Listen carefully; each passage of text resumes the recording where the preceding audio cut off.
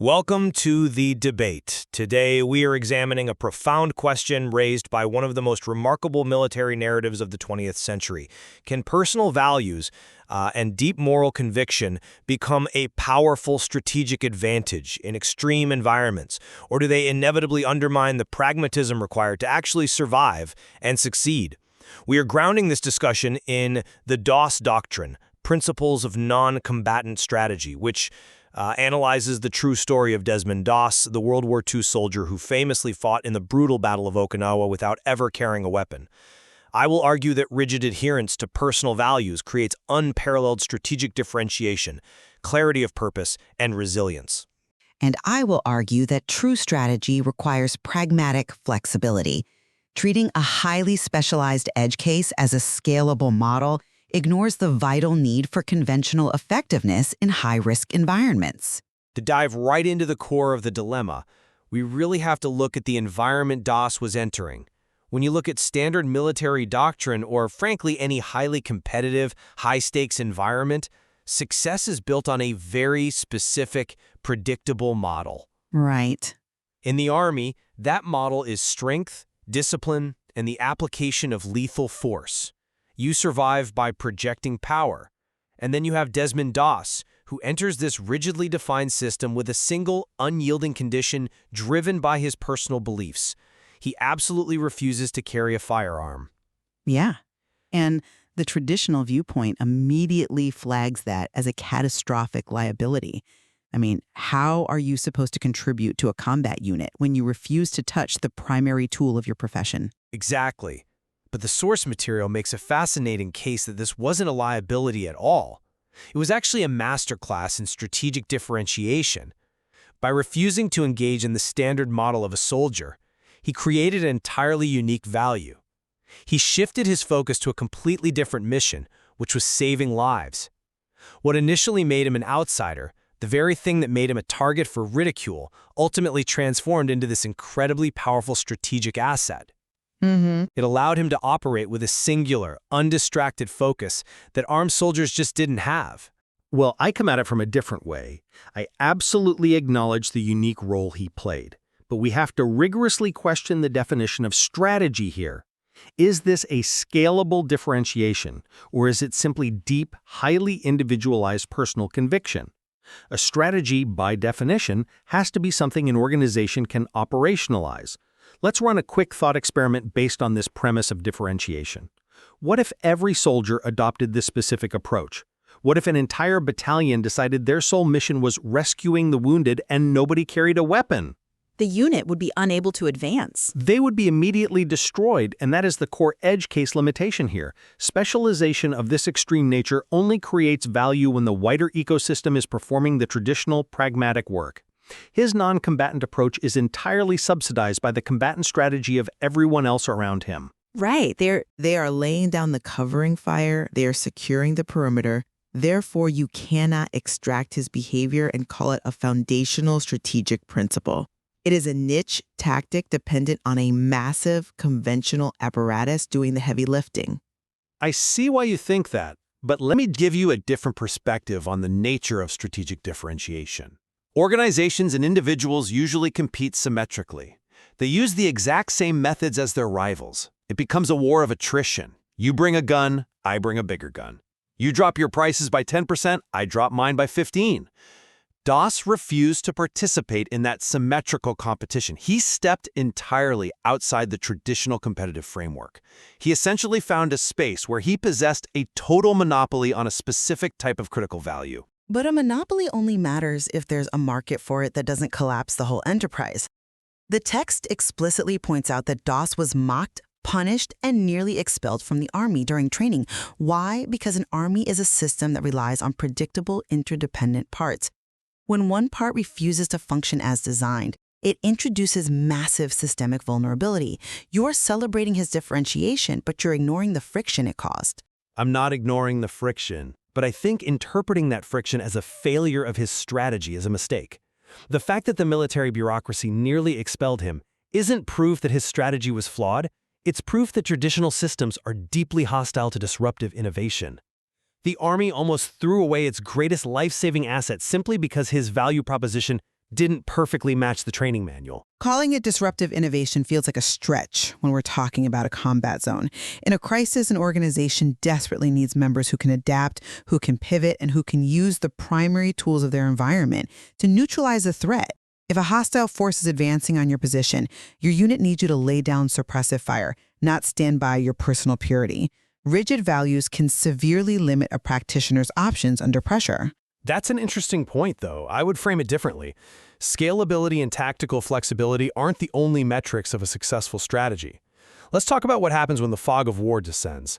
When chaos reigns, people who rely purely on pragmatic flexibility often lose their way because they're constantly recalculating based on shifting external variables. The text asserts this incredibly powerful concept that values equal clarity of purpose. Doesn't that clarity come at the cost of being able to actually influence the environment? Not at all. It eliminates the cognitive load. Think about a standard soldier under heavy fire. They are constantly running a complex mental calculus. Do I advance? Do I retreat? Do I return fire? Do I seek cover? Doss didn't have to make any of those calculations. His rigidity wasn't a flaw, it was a psychological anchor.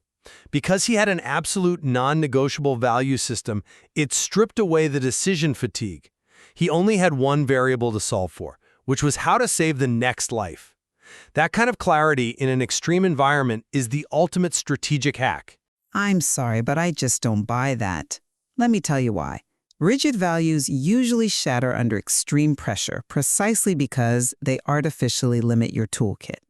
You mentioned the cognitive load of decision-making, but you are completely dismissing the systemic cost of that rigidity. Pragmatism isn't about lacking a moral compass. It's the recognition that survival often requires compromising our ideal state to deal with reality exactly as it is. What you're calling a psychological anchor, I would call a straitjacket. I'm not convinced by that line of reasoning because the historical outcome directly contradicts it. We have to look at the climax of the text, the Battle of Okinawa, the Maeda Escarpment, Hacksaw Ridge. This is where the theoretical debate about pragmatism versus values meets brutal reality. The tactical situation had completely collapsed. The American forces were being decimated by machine gun fire and artillery. Under traditional military doctrine, what is the pragmatic, sensible, flexible thing to do? You retreat and regroup. You preserve the force. Exactly. The armed, pragmatic soldiers retreated. The conventional strategy failed to hold the ground or retrieve the wounded. But Doss stayed. His non-negotiable values overrode the pragmatic instinct for self-preservation. We are talking about a man who stayed on a 400-foot cliff face, entirely unarmed, crawling through mud and artillery fire for hours. He utilized a simple, repetitive mantra, just one more. And that singular, inflexible conviction resulted in 75 soldiers being lowered to safety in a single night. It's genuinely awe-inspiring. It definitively proves that deep moral conviction can unlock reserves of human performance that completely shatter conventional pragmatic calculations. That's a compelling argument.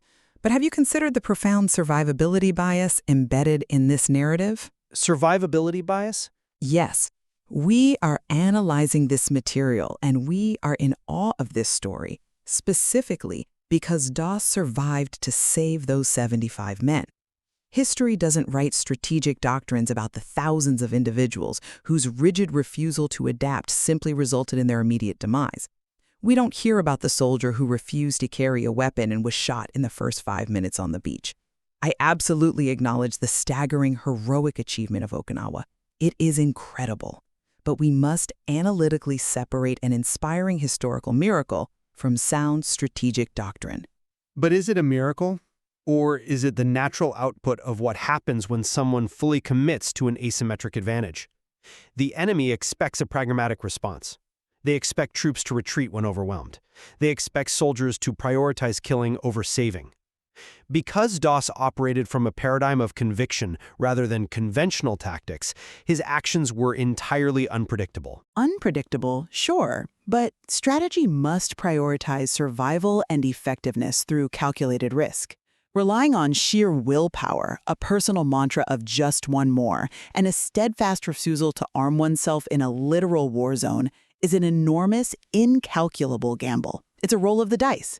Real-world strategy shouldn't rely on miracles of resilience. A sound strategy doesn't design systems that require individuals to operate at the absolute brink of physical and mental collapse just to achieve a baseline goal.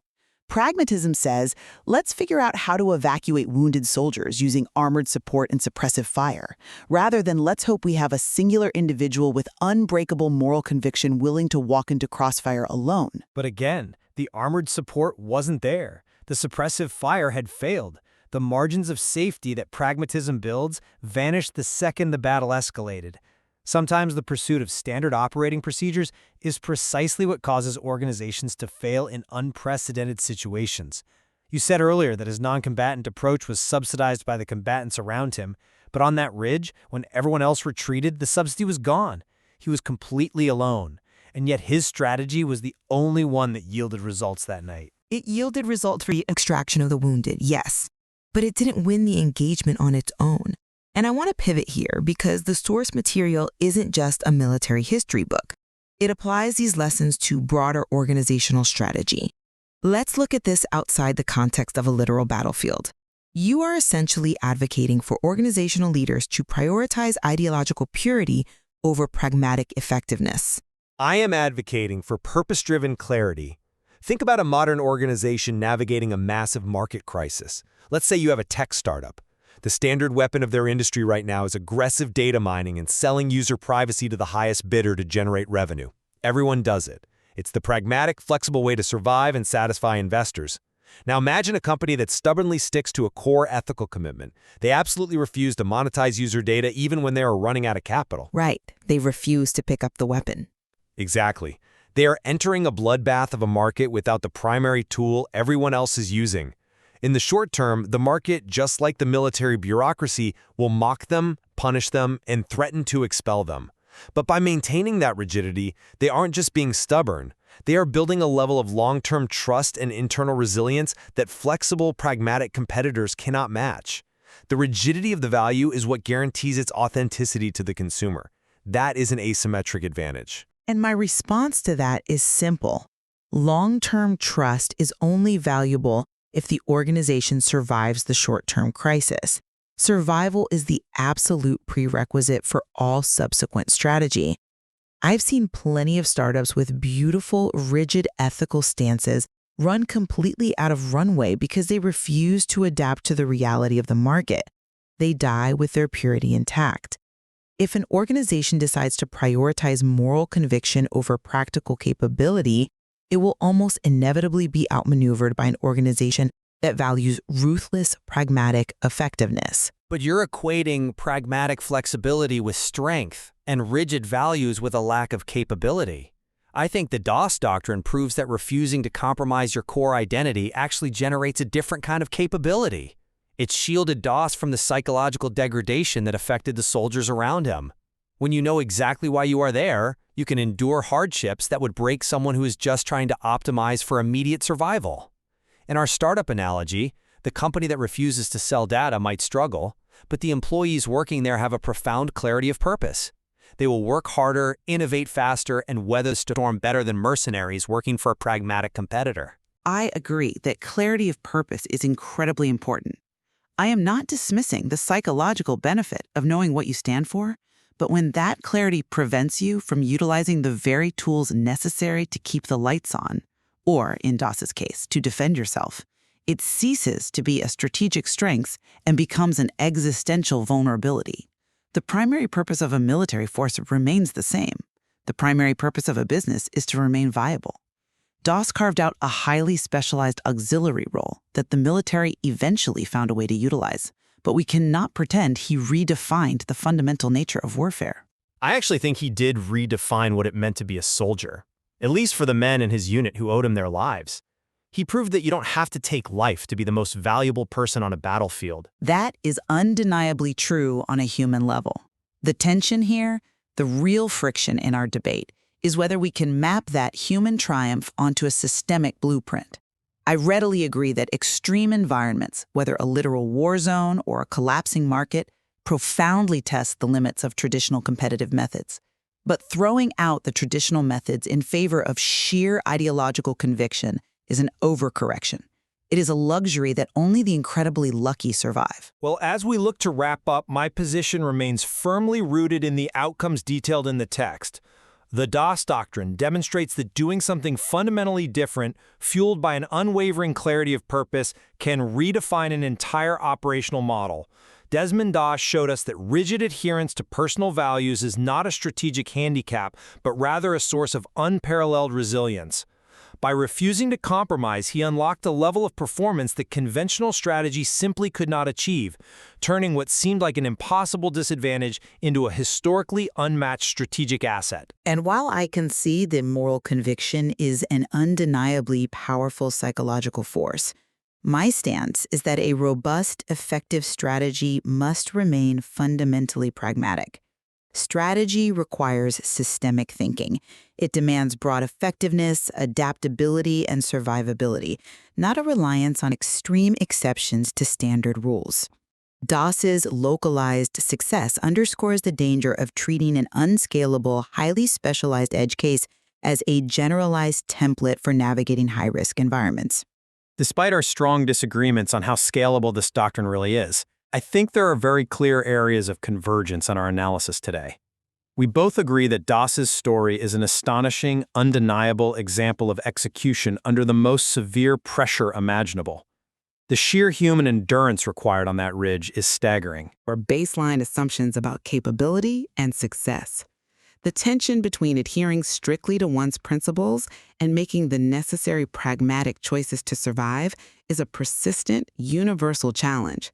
And honestly, there is immense value in exploring these alternative frameworks, even if we fiercely debate their broad applicability. I strongly suggest our listeners look deeper into the DOS doctrine to fully understand the nuances of how deeply purpose impacts performance, and to grapple with the complexities of this extraordinary historical case study. There is so much more to unpack regarding the mechanics of his resilience. We want to leave you with a final thought to ponder as you reflect on today's discussion. Is strategy ultimately about winning at any cost, or about staying true to principles while competing?